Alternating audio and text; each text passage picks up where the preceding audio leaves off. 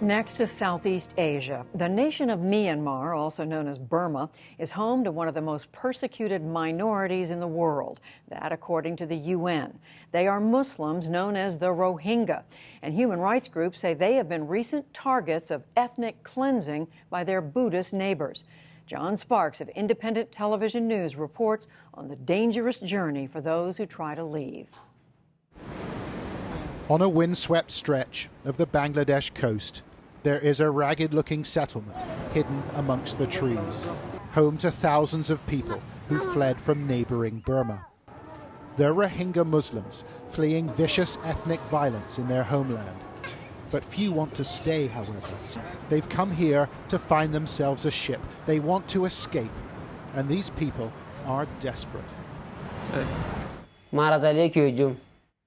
What else can I do? I'd rather die than remain here.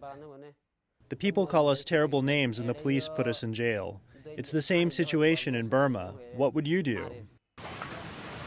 Inside a shabby-looking shack, our team found one group waiting for instructions, waiting for a telephone call to say their boat to Malaysia is ready.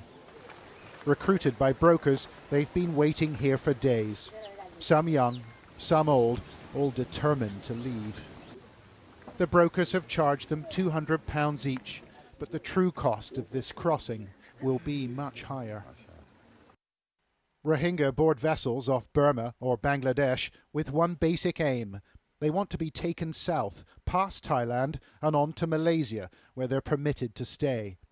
UN agencies think 35,000 people have attempted this journey in the last 12 months. And brokers told us there were several vessels used to transport Rohingya anchored in a Bangladeshi port. They're cargo ships that carry timber north and human beings on the return leg south. And they're not easy to identify. The names have been painted over. Our team had to film secretly. It's thought the men on board carry arms. And we saw a series of metal cages below deck. Rohingya, who've made the journey, told us it's where the women and children are held. The men are kept in the darkness below. We spoke to Mohammed, who spent 11 days in the bottom of a trafficker's ship. We were kept on one of 3 or 4 floors in the hold, like wooden shelves. We had to squeeze in next to each other. We couldn't move, and we weren't allowed to stand up. It was intolerable. The brokers promise passage to Malaysia, but the ships don't sail that far. There's business to be done in Thailand. Passengers are disembarked and held on Thai islands, like this one. It's called Taratau, and it's a Thai national park. But we discovered the southern half wasn't being used for recreation. It's an isolated spot, and according to our contacts in the Rohingya community, the site of several secret prisons where hundreds of people are held captive. We're getting closer now, and we're all feeling pretty tense. It's been hard to find a boat that would take us here. Local people are scared of this place, and we don't know what sort of reception we're going to get. We skirted the island's southern tip and saw smoke from a campfire rising through the trees, so we went in for a closer look. The area seemed deserted, but we weren't alone. There's clearly people there, though. We can hear the voices. We can hear people speaking. A man dressed in white emerged from the trees. He wasn't happy and told us to go. No. Our driver said the man was a camp guard, and we decided to flee. It was a dangerous place to be. Former captives on the island told us they were held by armed guards, and to release them, relatives have to pay a ransom of around £1,500. Rafiq spent 19 terrifying days on Taratau Island. It's an experience he longs to forget. They lined us up and gave us a mobile phone. We were told to call our relatives. They demand the money and beat us up. They beat us continually until they get the cash. Rafiq's father, Salamot, is not a wealthy man, but he did what he was told.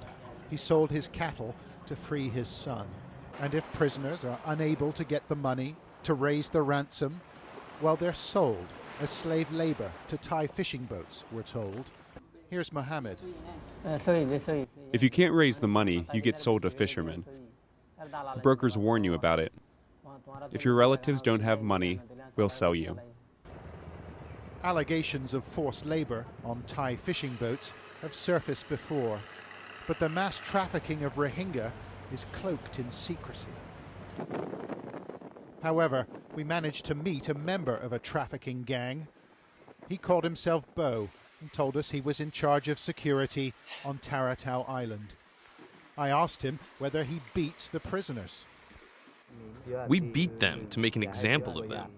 And how do the traffickers avoid the attention of the Thai authorities? Simple, he said. They've paid bribes to 10 different police and military units in the last 4 months. It is like when we give money to this group, the next group comes along. And it goes on and on. It never ends. Back on the mainland, the local police chief denied that his officers take bribes. I am strict here myself. That sort of thing doesn't happen here.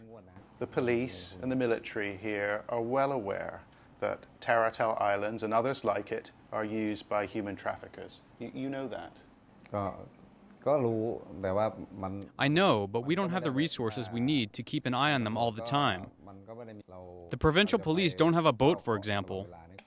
There was a surprising development. As we continued our investigation, Thai police found a number of vessels and conducted a raid on the same spot we'd visited days earlier. They provided us with these pictures. In a jungle clearing, they found a multitude of anxious faces, huddled together in rudimentary huts and plastic-wrapped longhouses. Other prisoners were discovered in camps located further inland. Go. A stop sign warned captives not to approach a nearby beach, while a guard tower loomed overhead. The traffickers' accounts were seized. Names of individual brokers are recorded here. 176 were plucked from the jungle and taken to this police station on the mainland. And they were tired and shaken by their ordeal. They treated us like dogs, said this man. Some told us they wanted to go to Australia, but their journey concluded with a trip to the local detention centre. However, more Rohingya are sure to follow, for there is money to be made from their misery. You can visit our website to find more reporting on Myanmar and challenges facing the Rohingya population. That's by NewsHour special correspondent Kira Kay.